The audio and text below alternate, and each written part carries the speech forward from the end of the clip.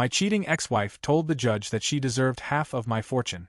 When I got out, Ethan had nothing handed to him. Born into poverty, he knew struggle intimately.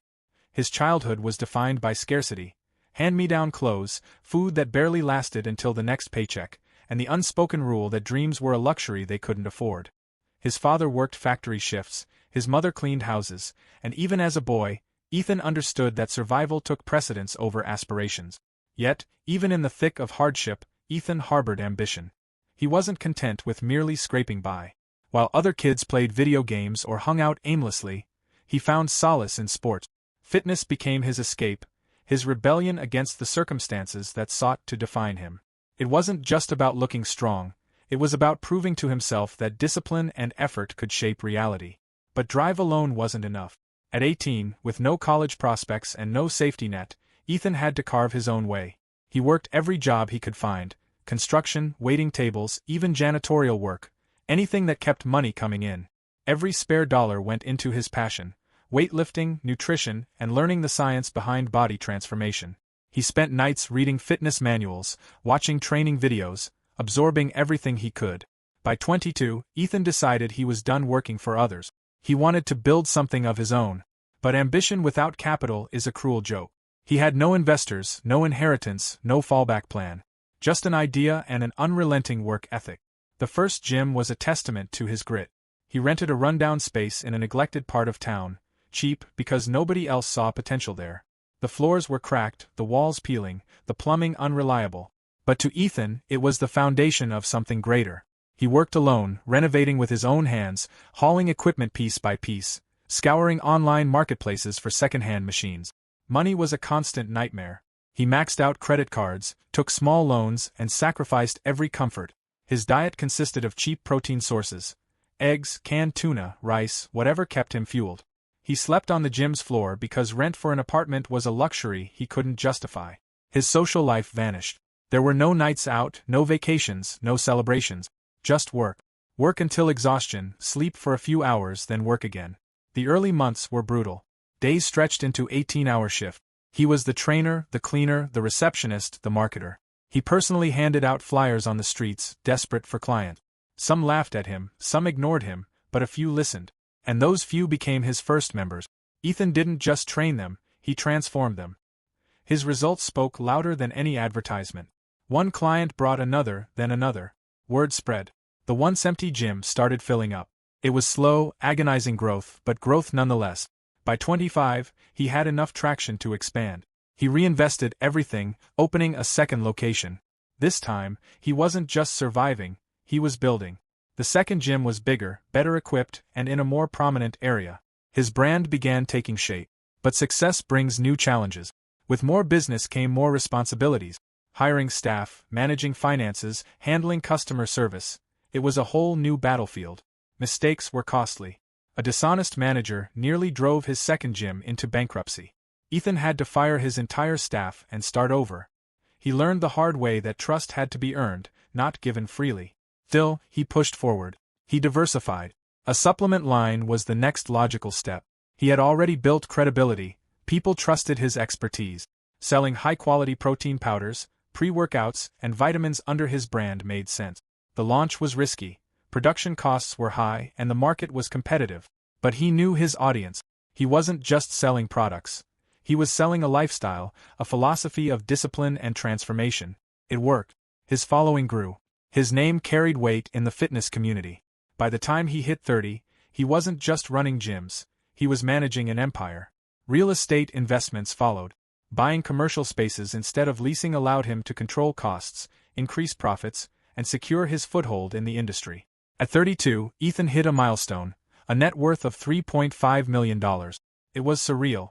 From sleeping on the floor of a crumbling gym to owning multiple thriving businesses, the journey had been relentless. But despite the wealth, the mindset never changed. He still woke up before dawn, still trained with the same intensity, still believed that comfort was the enemy of progress. Success, however, came at a price. Relationships had suffered. Years of tunnel vision left little room for friendships, romance, or family time. Some saw him as obsessed, others admired him. He had built everything from nothing, but he often wondered, had he lost something in the process? Even with all the money, all the accolades, Ethan still felt that familiar hunger. Because deep down, he knew, he wasn't done yet. Madison entered Ethan's life like a whirlwind, bright, confident, and seemingly as driven as he was. She spoke with the effortless charm of someone who always got what they wanted. At 28, she had the looks, the energy, and the aura of success. She introduced herself as a high-earning pharmaceutical sales rep, boasting about lucrative commissions and lavish business trips. Ethan, accustomed to spotting discipline and ambition in people, was initially drawn to her. She claimed to understand his grind, the sleepless nights, the sacrifices.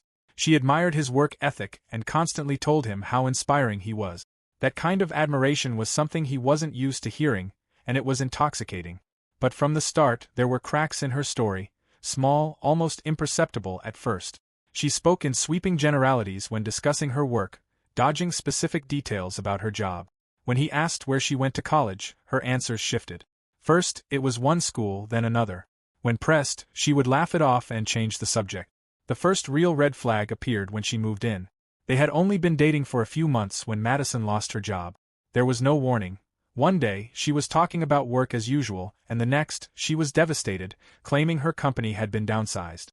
She said it was unfair, that she had been one of the top performers, but corporate politics had screwed her over. Ethan, who had spent his entire life grinding to survive, sympathized. He knew what it was like to be at the bottom, to claw your way up with nothing but determination. When she tearfully admitted she couldn't afford her apartment anymore, he told her to move in with him. It felt like the right thing to do.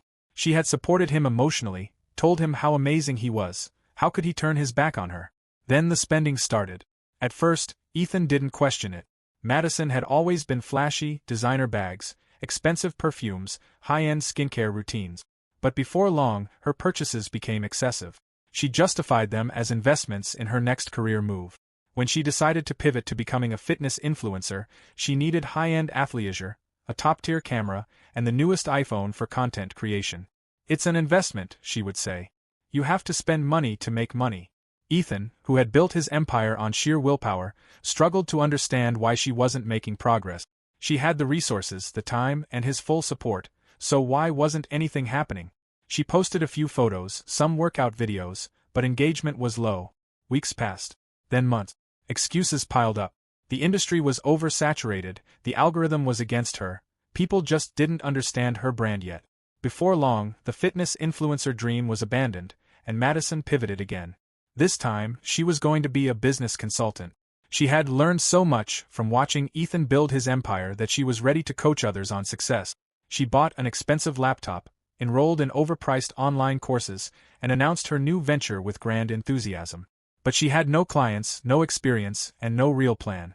Meanwhile, her spending never slowed. Luxury handbags, salon visits, weekend getaways with her friends, all funded by Ethan. Whenever he brought it up, she got defensive. Are you seriously going to police me over money? I was making 6 figures before I lost my job. Do you think I'm just some gold digger? It was always the same. She flipped the narrative, made him feel guilty for even asking. He had spent his whole life earning everything through sweat and sacrifice. She made him feel like a tyrant for wanting accountability. Then there were the lies. Small at first. Little inconsistencies in her stories, contradictions she brushed off as misunderstandings. But over time, they added up. She claimed to be on important calls with clients, but Ethan noticed she never spoke about any deals. She told him she had paid for something, only for him to find the charge on his card later. One day, a mutual friend casually mentioned that Madison had never actually worked in pharmaceutical sales. She had been a receptionist at a medical office. Ethan confronted her that night. "What's the truth, Madison?" he asked, his voice low, measured. "What's real?" She scoffed. "Oh, so now you don't believe me?" "What, because some random friend said something?" But her anger was forced. He could see it in her eyes. The way she refused to meet his gaze, the way she crossed her arms defensively. He pressed harder. Her excuses unraveled quickly. There was no 6-figure job.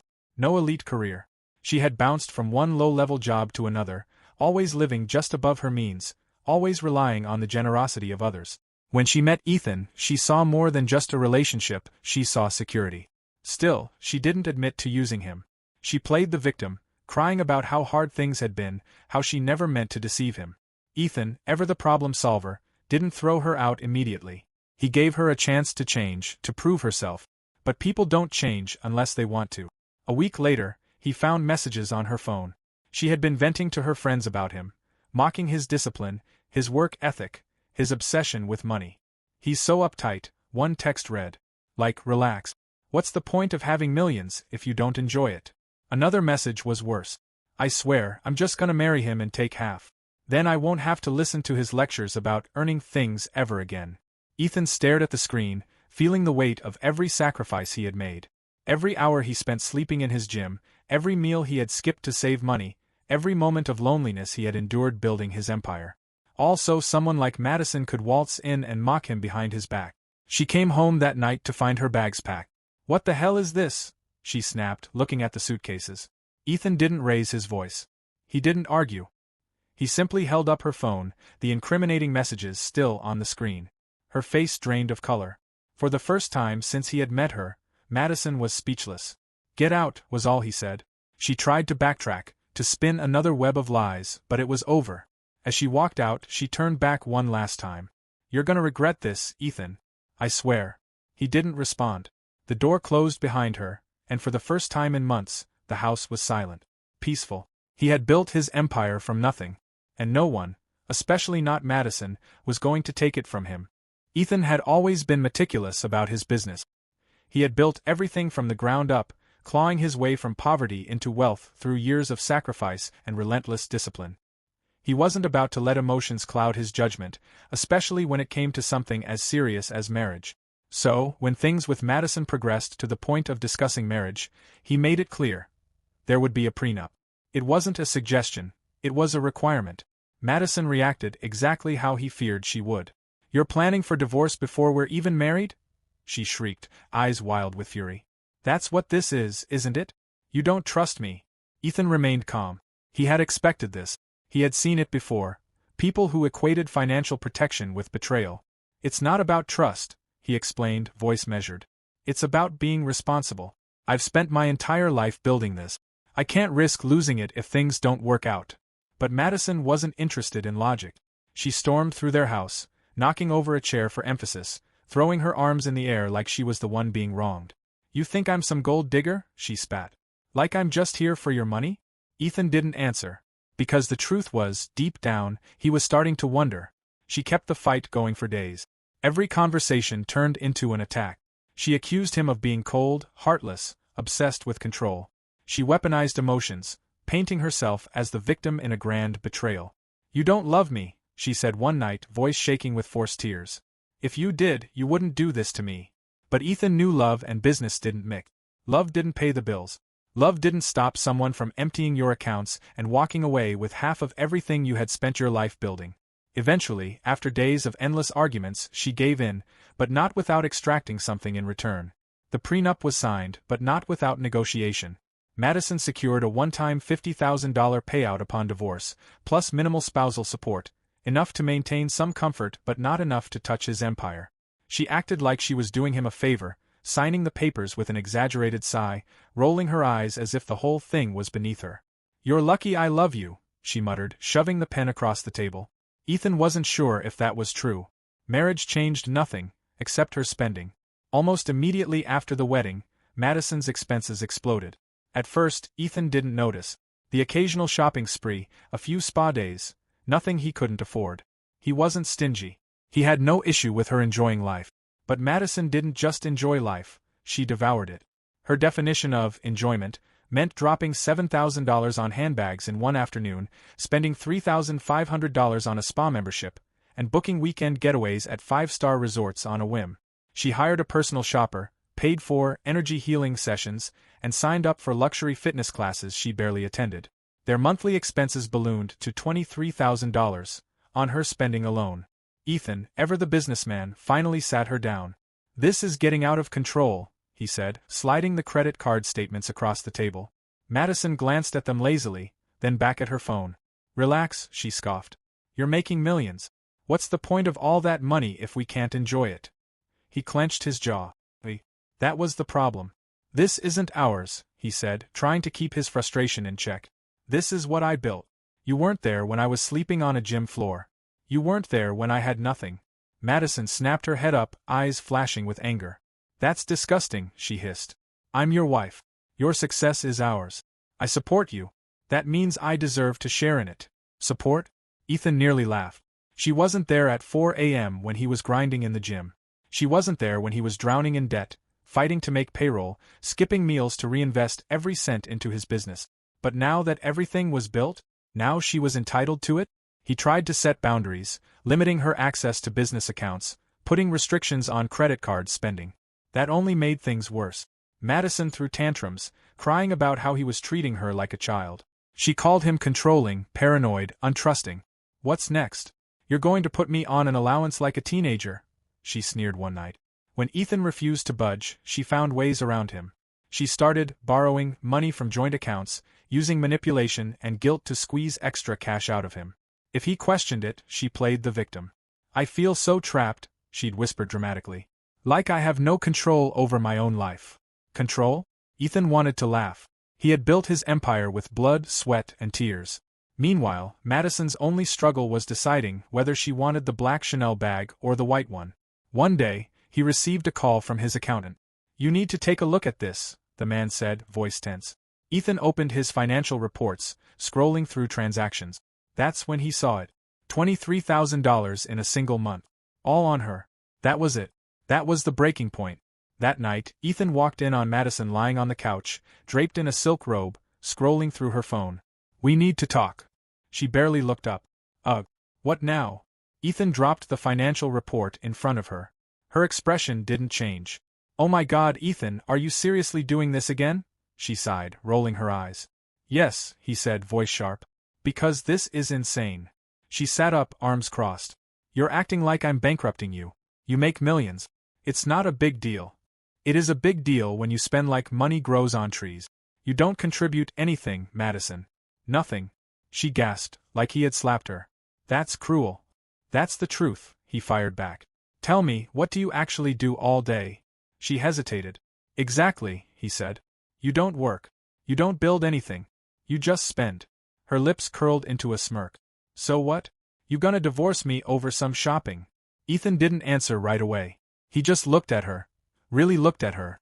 The woman in front of him wasn't the person she had pretended to be. The charm, the ambition, it was all an illusion. Madison wasn't a partner. She was a parasite.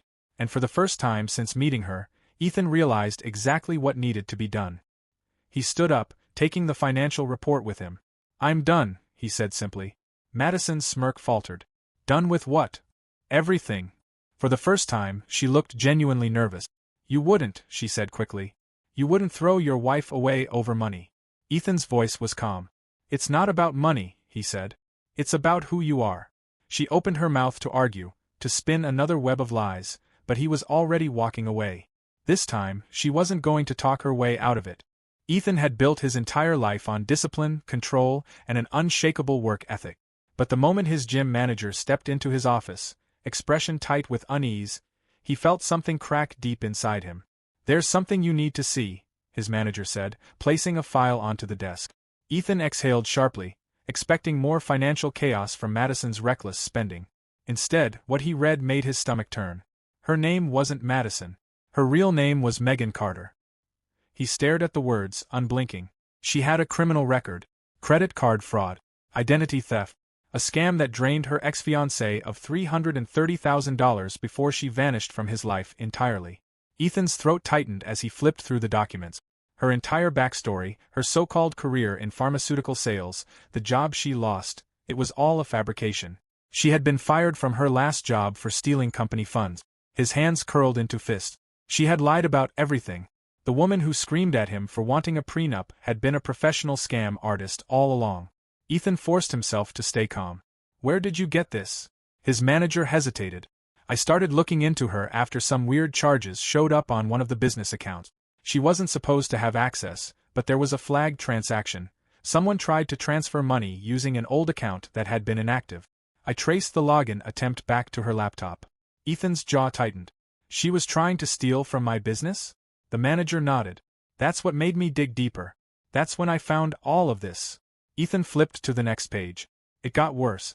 While she was spending his money like water, she had also been cheating. The gym manager had uncovered text messages, screenshots from a mutual friend who had caught wind of the affair. Madison, or rather Megan, had been seeing a personal trainer from her country club. Ethan read the messages, each word slicing into him like a blade. Babe, he's so controlling. He thinks he owns me just because he has money. Ugh, I can't wait to get out of this. Once I break the prenup, I'm set. He has no idea. The best part is that he still thinks I actually loved him. Ethan felt his pulse hammering in his ears. The prenup. She thought she could break it. She had been planning to divorce him, take half of everything, and walk away with the empire he built. His stomach twisted. He had spent his entire life climbing out of the dirt, fighting, struggling, sacrificing. Every sleepless night, every moment of hunger, every hour spent in a freezing gym alone, it had all been leading to this, and she had seen nothing but an opportunity to bleed him dry. His knuckles turned white as he gripped the file. Madison, or Megan, or whoever the hell she really was, had underestimated him. She had mistaken his patience for weakness, and that was about to be her biggest mistake. That night, Ethan didn't say a word. He walked into their house as if nothing had changed, even though everything had. Madison was sprawled on the couch, scrolling through her phone, freshly manicured nails tapping mindlessly at the screen. She barely looked up. Hey babe. Ethan studied her carefully. The designer silk robe she wore, the gold bracelet on her wrist, the things he had paid for. The things she thought she would take from him. You busy? He asked, voice even. She yawned. Nah. Good. He tossed the file onto the coffee table. Then let's talk. She glanced at it, eyes flicking over the pages. Then she froze. The color drained from her face. What is this? She stammered, sitting up. Ethan didn't answer. He just watched. She flipped through the documents, panic setting in with every second. The fraud charges. The ex-fiancé. The messages to her lover. She slammed the folder shut. This is insane. No, Ethan said. What's insane is that you thought I wouldn't find out. She forced a laugh, but it was brittle, cracking at the edges. This is fake. Where did you even get this? Ethan's stare was cold. You tell me, Megan. Her breath hitched. For the first time since he had met her, she looked truly afraid. I can explain, she blurted. No, he cut in. You can't. She scrambled to find a defense, but every attempt collapsed under the weight of the evidence. The silence between them stretched, thick with the truth she could no longer escape. You're going to regret this, she whispered finally, eyes dark. You have no idea who you're messing with. Ethan tilted his head. Neither do you. She had conned a lot of people, but this time she had chosen the wrong man to betray. By the next morning, she was gone. Ethan made sure of that. He froze every account she had access to, cancelled every card she had ever used. The car she drove? Leased in his name. The house she lived in? His. She walked out of that house with nothing. No more shopping sprees. No more luxury spa days. No more weekend getaways on his dime. Just a single suitcase and the reality of who she truly was. She called him, screaming. You can't do this to me. He hung up. She texted, begging. I made a mistake. We can fix this. He blocked her. Then came the threats. I'll destroy you. Ethan smiled for the first time in days. She had already lost. She had spent months scheming, manipulating, believing she was the smartest person in the room. But Ethan? He had built his empire from nothing. And no one, especially not Megan Carter, was going to take it from him. Madison had always believed she would land on her feet. She had spent her entire life manipulating, deceiving, and scheming her way into luxury. She was used to men handing her money, worshipping her, treating her like a prize. She thought Ethan would break under pressure, that he would cave to guilt, that he would give her one last payout just to make her go away. But Ethan wasn't like the others. He had built himself from nothing. And now, Madison had less than nothing. Her downfall wasn't just a fall, it was a complete collapse. The $50,000 payout from the divorce was gone in weeks. She had no savings, no job, and $887,000 in personal debt, luxury purchases she had made under the delusion that Ethan's money would be hers forever. Her car was repossessed. The same Porsche Cayenne she used to flaunt on Instagram was now sitting in a dealership lot, waiting for its next owner, someone who could actually afford it. Her penthouse was gone. No more high-rise balcony views, no more spa days, no more designer furniture. With zero credit and no assets, she ended up in a rundown apartment on the outskirts of town. The kind of place she had mocked people for living in. The kind of place she once sneered at as pathetic. Now it was her reality. The rich friends she had surrounded herself with disappeared overnight. Without Ethan's wealth, she was nothing to them. The invitations stopped. The texts dried up. The brunches, the yacht parties, the lavish vacations, she wasn't included anymore. One by one, they cut her off, replacing her with someone newer, wealthier, more useful. Desperation crept in. She tried reaching out to Ethan. It started with text. "Ethan, please, just talk to me. You don't have to do this. We can fix things. I made mistakes, but I don't deserve this." Ethan ignored every message. She tried emails. She tried calling from different numbers. She tried showing up at one of his gym locations, only to be turned away by security. When she realized he would never respond, she tried a different tactic: anger. "You're cruel. You're a coward. One day, you'll regret this." Ethan didn't bother blocking her. He simply forwarded every message to his lawyer. A cease and desist order was sent to her within 48 hours. If she contacted him again, she would face legal action. She had no power over him anymore. But Ethan wasn't the only one who made sure Madison suffered. Her affair partner's wife found out. The rich country club trainer Madison had been sneaking around with? His wife had discovered everything. And unlike Ethan, she didn't just cut him off, she annihilated him. She filed for divorce immediately. And because they had 3 kids and a long marriage, she took everything. The house, the cars, the savings, the business he had built. He was left penniless, just like Madison. Madison tried reaching out to him, thinking they could be miserable together. He never responded. She was completely alone. The last time Ethan heard about her, she had moved in with an older man. A wealthy retiree in his late 60s. A man she had no real interest in, but someone who had money.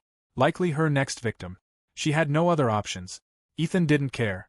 She could scam someone else. It didn't matter anymore. Because she had already lost the one thing she truly wanted. Him. His wealth. His empire. She had thought she was playing a game. But Ethan had been playing for real. And in the end, he was the one who won.